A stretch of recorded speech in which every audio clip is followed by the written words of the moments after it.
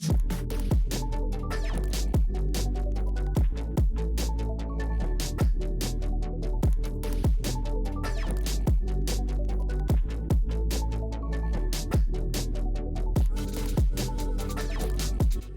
everyone, I'm Pinky Brand with IQ, and welcome to another edition of the IQ video interviews and podcast.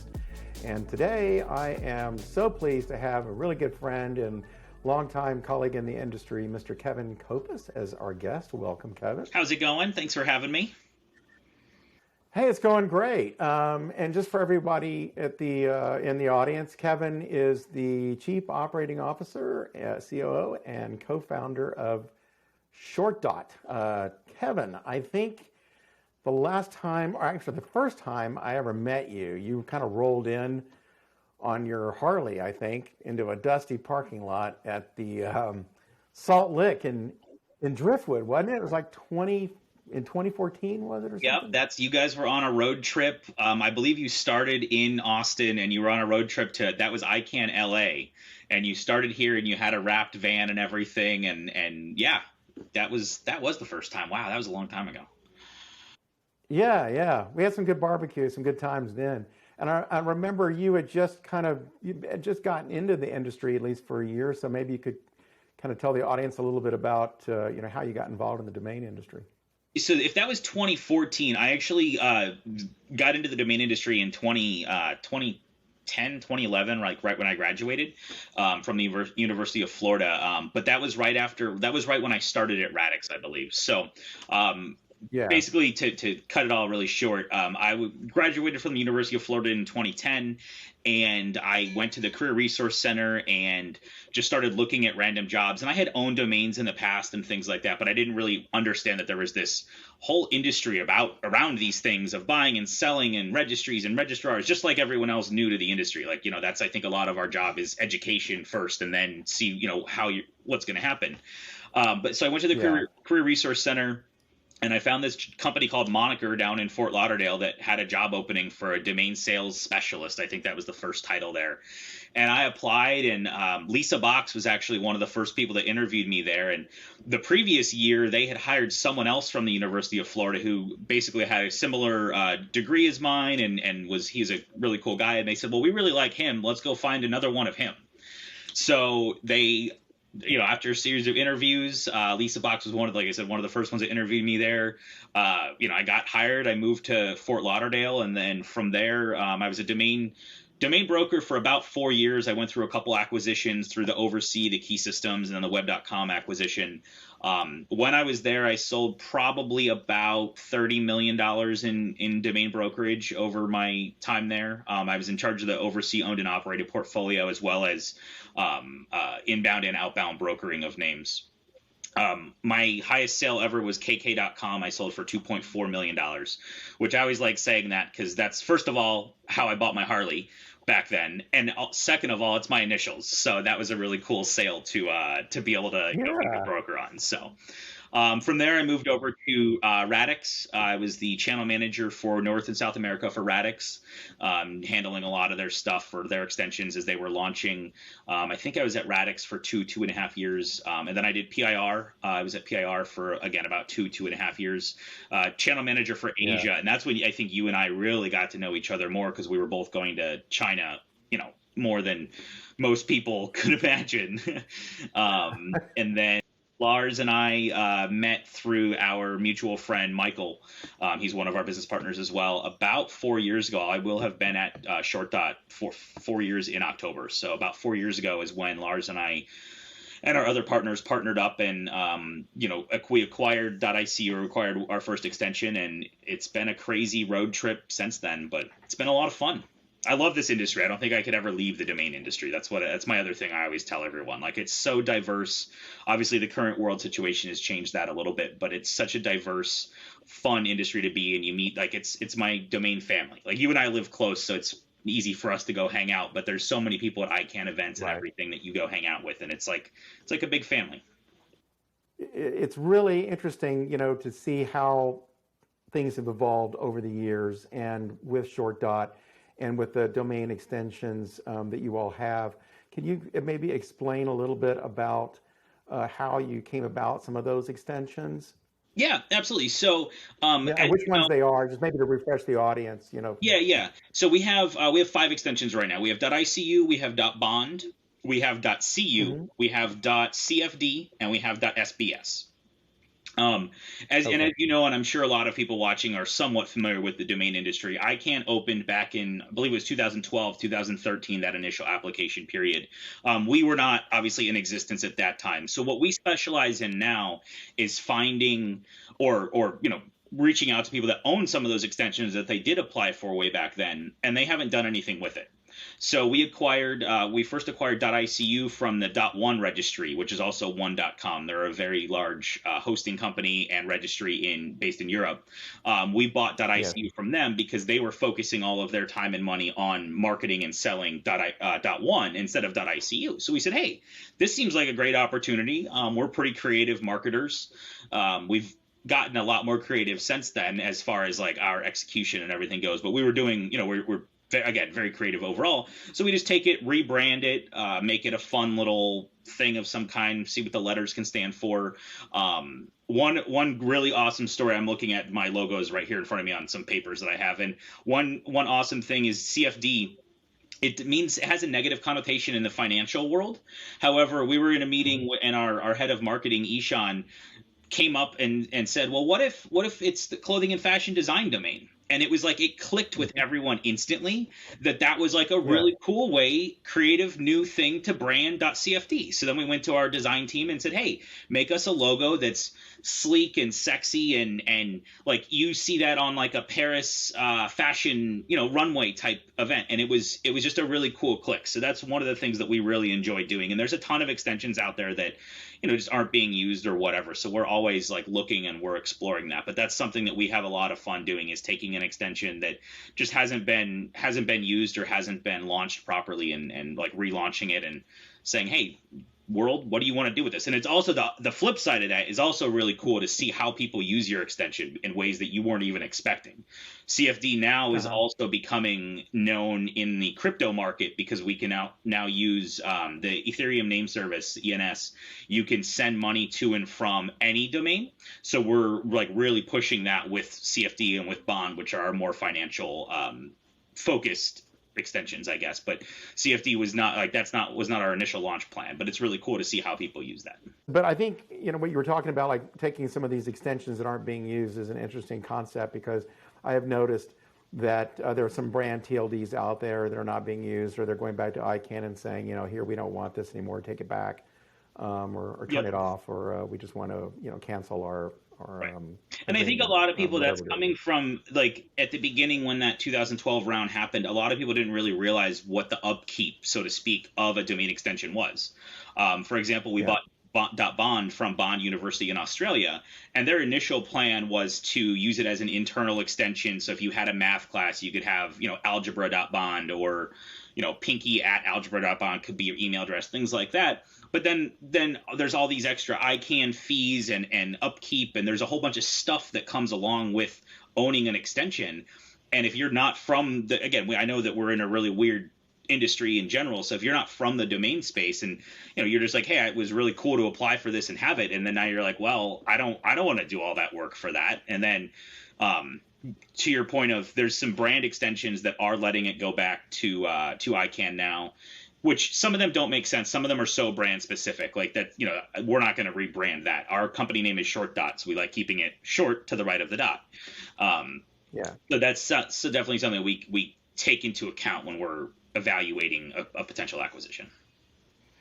Yeah. Yeah. Yeah. I think even those of us in the industry struggle to deal with all the rules and regulations that are agreed upon, in the community, but it still can be, it does take up resources, and if your primary business is not dealing with domain names, I can see how that could be an issue for Yep. some, you know, and then I guess over time you have learned a lot of lessons from launching the TLDs that you have. Anything in particular that strikes you as something that you didn't really think about, or that you can talk about? Um. So I do have like the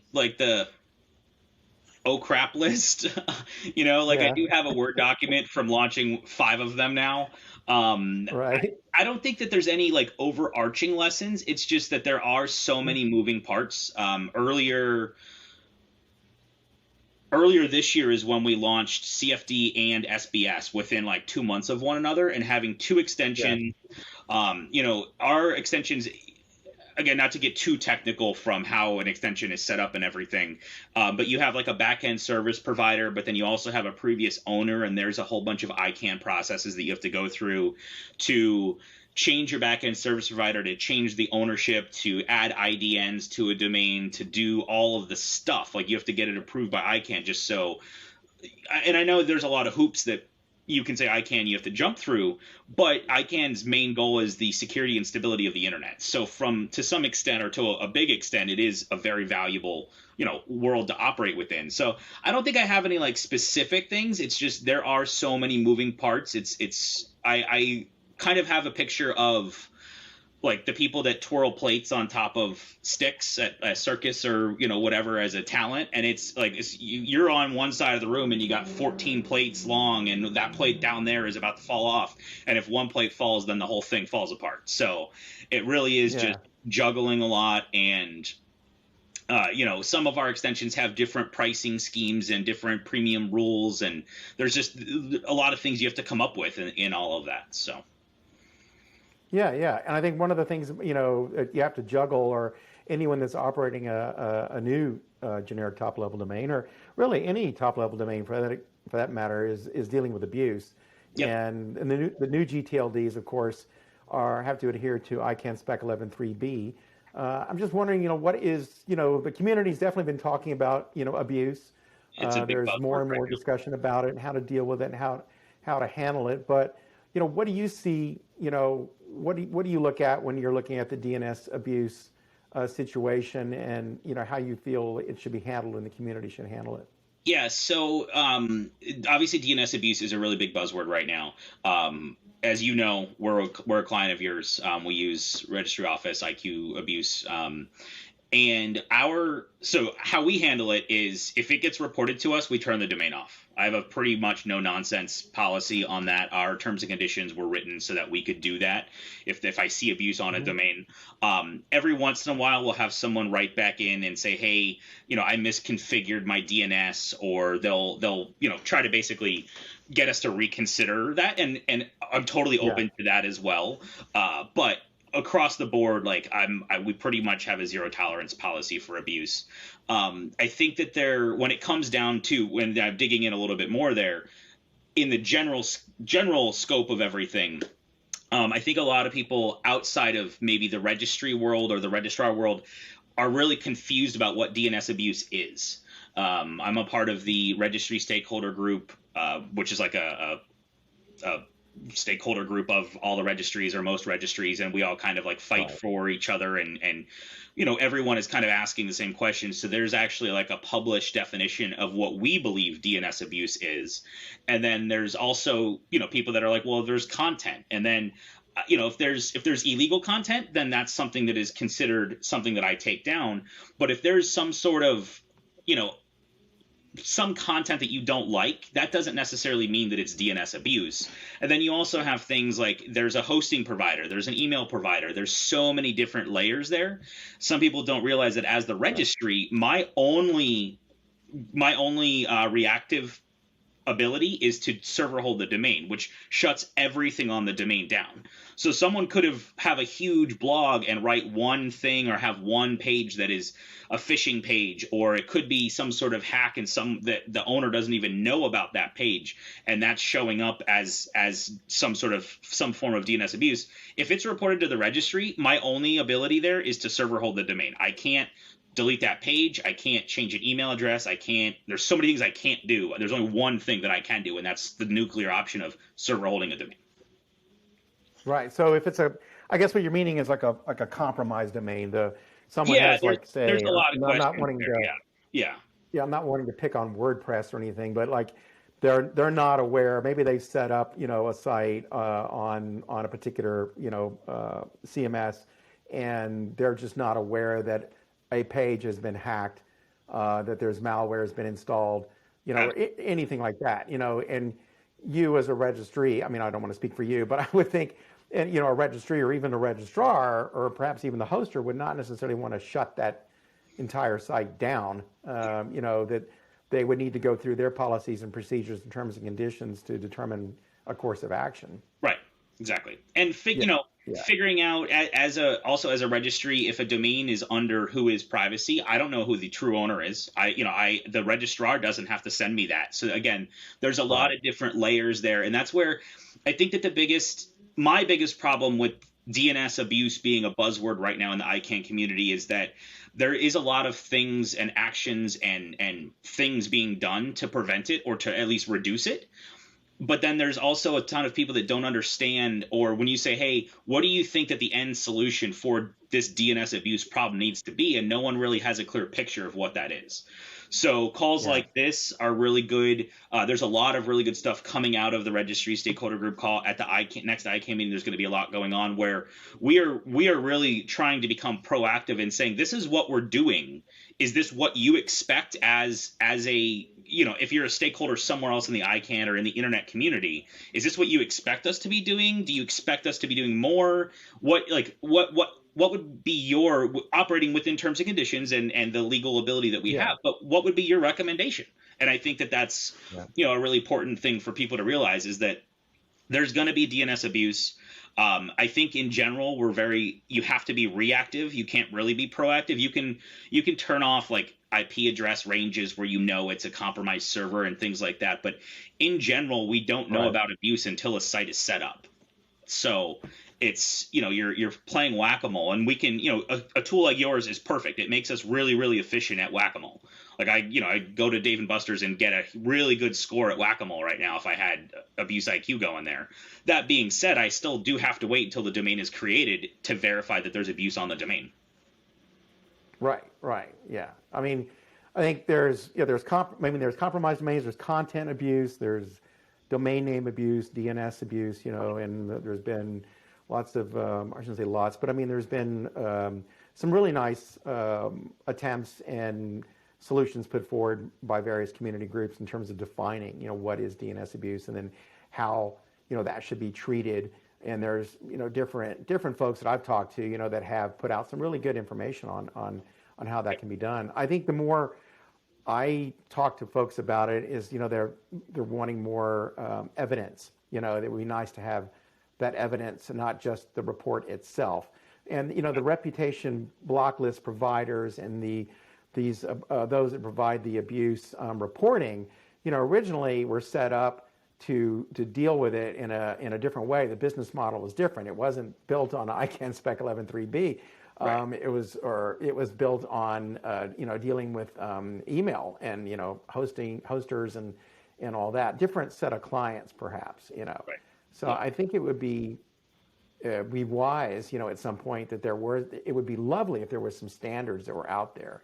Whether or not that can be achieved or not is another story. It is a little bit rough. That's actually made me think of another thing. I really do enjoy being a part of the registry stakeholder group. We're coming out with this other paper, trusted notifier framework is what it's called.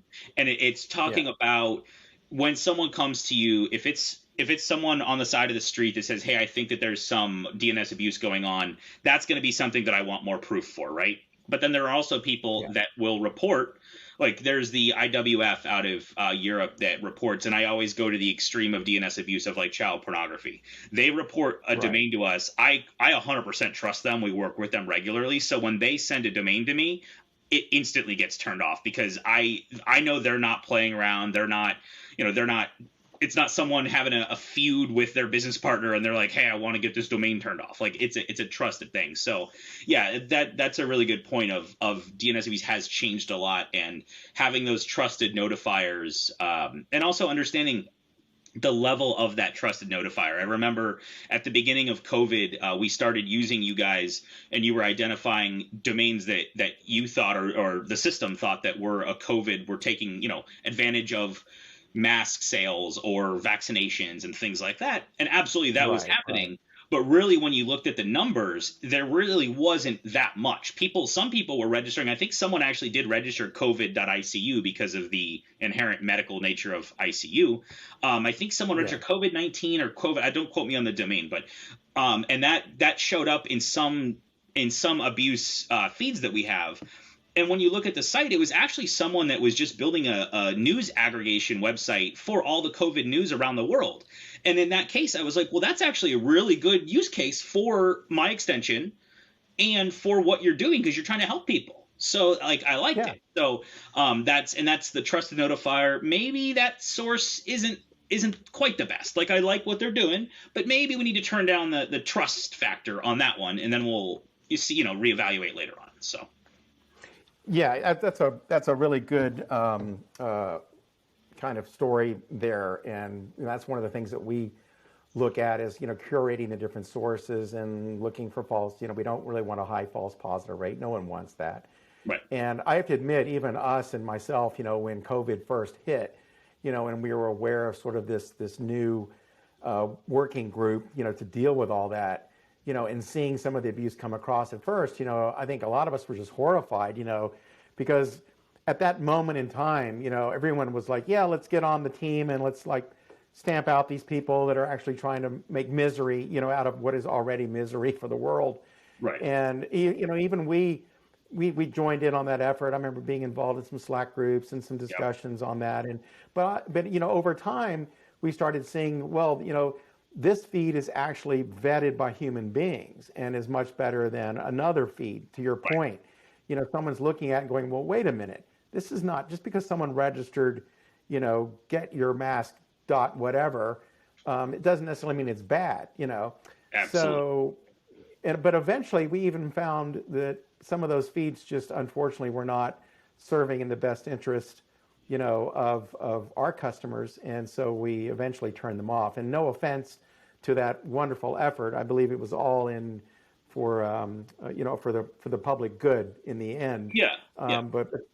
But we all learn from those experiences. Yep. And so, I know some of the source feeds use a lot of trusted notifiers, and that's very important. Yep. Absolutely. That. And I think there's also other efforts underway to somewhat try to provide resources to the community to sort of standardize the collection of abuse reports and that sort of thing.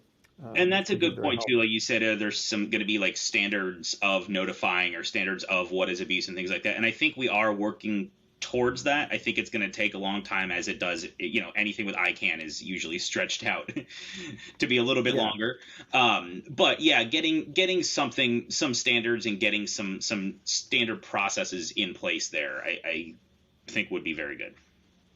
Yeah, and beyond sort of straight domain name abuse that we've been talking about, there is issues, as there always have been, since one of the reasons why I got involved in this industry is way back in 1998 is talking to trademark holders and companies that have lots of brands and trademarks and all that sort of thing, and explaining to them the reasons why they need to pay attention and register different variations of their particular marks.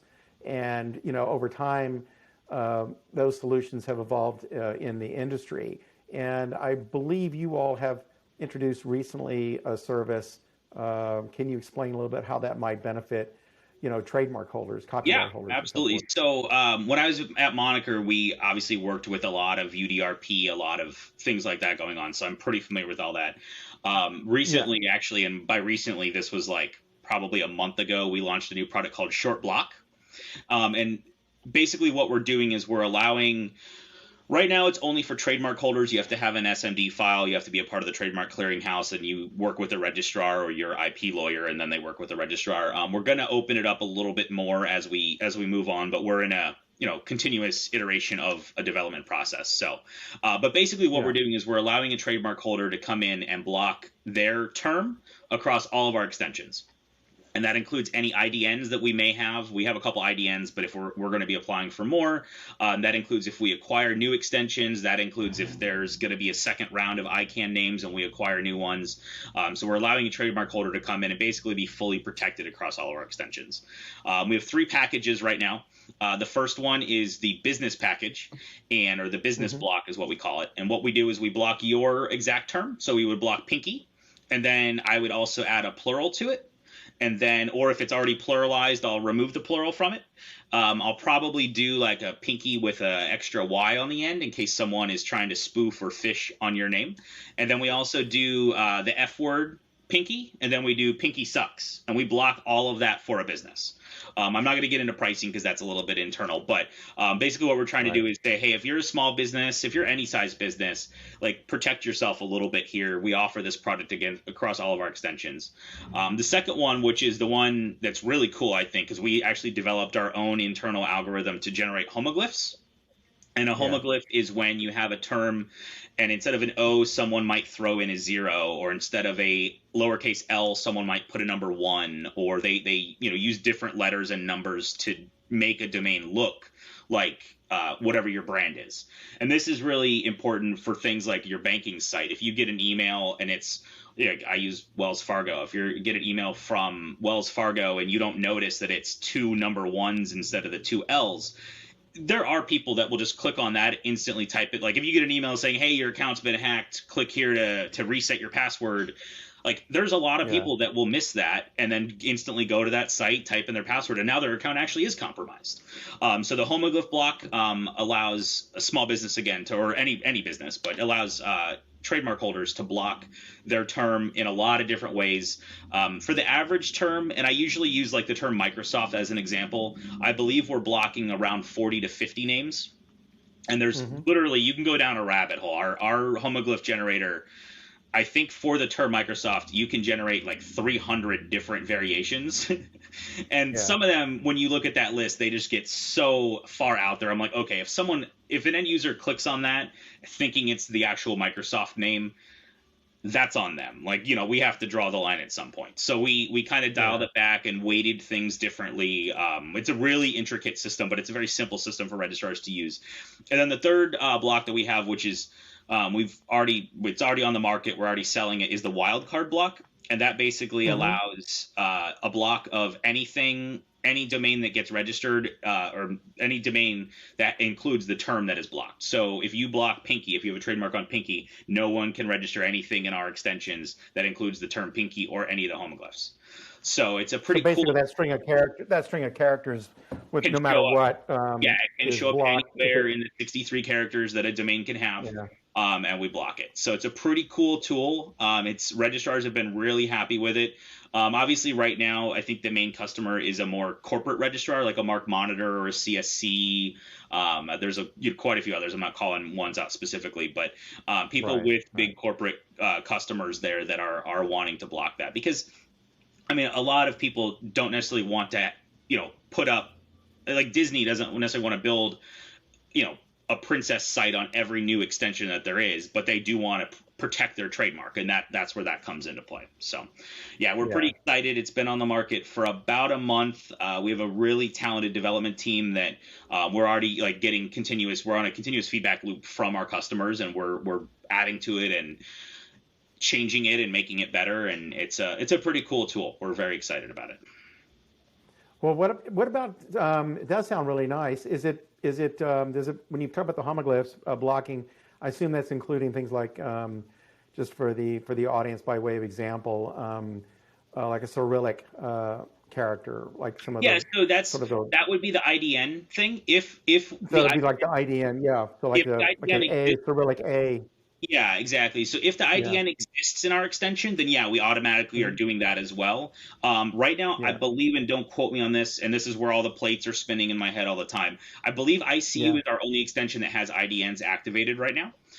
We are in the process of expanding that, of course. But so absolutely, the homoglyph would take that and look at that if it's a similar character there. Again, there's a threshold where we're not going to go down the rabbit hole too far if it looks really weird or combining different, IDN letters, Cyrillic letters, and things like that. So there's definitely like a threshold, but we're protecting from that as well. Oh, yeah. Well, that's really nice. Thank you for sharing about that. I think, again, beyond just the abuse, there is that element where trademark holders probably want to look at, ways that they can protect their mark, just different strategies and ways to achieve that Yep. beyond filing UDRPs or even a Right. URS case or something, which I don't think that many have been filed. We haven't Maybe a had too few, many perhaps. URS Right. cases. We've only Yeah. had a couple UDRPs overall. And Yeah. yeah, I mean, I think again, it's that is a way, I guess, talking about abuse. That is a way to be proactive against the abuse. And yeah, it costs money, but it costs us money to build a tool. It costs us money to maintain the tool, to do all these things with it. So, but when you look at it in the overall picture, you're not filing a UDRP. Your legal team isn't having to get involved. You're not in the process of when the domain is registered, if it is registered for like some sort of malicious intent, there's there's no loss of money. There's no one being affected by that in a negative way. So we are really trying to help people and say, hey, if you're a trademark holder, yeah, we're charging money for this, but this is a really awesome tool to help you protect your brand name in all these ways. Like you're getting, obviously the wild card is essentially an infinite number, not really an infinite because it's only 63 characters, but essentially an infinite block. Yeah. The other ones I do have, like I can tell you when a block is generated, I can tell you how many names are being blocked, but you're blocking a pretty big swath of names to protect your company. And it's, we're very happy with it. Well, that's great. What's next for Kevin? What's the latest on any potential road trips? I mean, none of us have done much of that, but Yeah, you're I pretty don't well know. traveled. It's I'm actually on really top of funny. my list. Lars and I, before the pandemic started, were talking about doing like a corporate retreat to Iceland because I love Iceland, and that's something that him and I. And then obviously the world changed, and well, you and I have been grounded for the same amount of time, so we've been stuck here. But we've been talking like every week we talk about shooting back to Iceland at some point whenever things open up. But yeah, I don't really know. We're really building out ShortBlock. Obviously, there's probably going to be another round of ICANN extensions, which I think is going to be a relative mess. I think a lot of Really? people are Okay. very excited about it, but and who knows when it's going to be. Everyone has a different timeline. I'm on the like 3 to 5 year, if I had to throw a number out there, but it's going to be a relative mess. But I think we're going to participate in that. But yeah, we're just really trying to continue to grow, and we're really excited about launching new products and helping people get online and do fun things. Very cool. I'm looking forward to getting back on the road for certain. And Yeah, of course, absolutely. you and I are lucky that we live in Austin and we get to see each other often Yeah, enough. But yeah, we don't have that chance to get out, and attend events like NamesCon or the ICANN events. I think next year I look forward to doing some traveling. I know a free plug for my colleague LG, who is also doing Nordic Domain Days. He started that and is running that. That's going to be in Stockholm next May. So I think Stockholm sounds like a really nice place to be in May. I saw you post that. I was looking at that. Yes. Yeah, so yeah, you can thank me, LG, for the plug. But I think what is that image behind you? I think the audience might want to know. I know what it is, but It's you a have a really sad lovely thing that I probably need to picture. turn around. That is I'll move my Yeah, camera a little bit. Well, yeah, so there's two images. Number one is Winston, of yeah. course. Oh And yeah, then that's your that is dog. one of Yeah, those that's one of those eraser maps where whenever you go somewhere, you erase the country. And I haven't erased anything in a very long time, and it is pretty sad. But I lived in Singapore for a while, so I got to see a lot of Asia. So there's a lot of stuff erased over in this area. And then, everyone in the ICANN community and the domain community knows that we travel like no other. I think we just are always on the road, which I love. Like, I think if you're doing it, you have to love it or you can't do it. But so yeah, yeah, hopefully our company is based in Luxembourg. Two of my partners live in Luxembourg. So, getting back there we have an office that, Lars isn't going into very often because of everything. So like getting back yeah. on the road, and I used to spend, a lot of time in Luxembourg, and I love that country too. It's a great little place. It's the smallest little place ever, but it's a great place. So yeah, I need to scratch some more stuff off of that thing. I think we all look forward to doing that. Well, listen, thanks, Kevin. Really appreciate your time Yep. I today. appreciate you having Great, me. Always great catching up with you. And just for the audience, if you want to learn more about ShortDot, you can go to the URL on the screen, and that will take you to information about what Kevin was talking about today and what they do. But thank you again, Kevin. Really appreciate it. Absolutely. Thanks for having me, Pinky. We got to go wear our new boots sometime.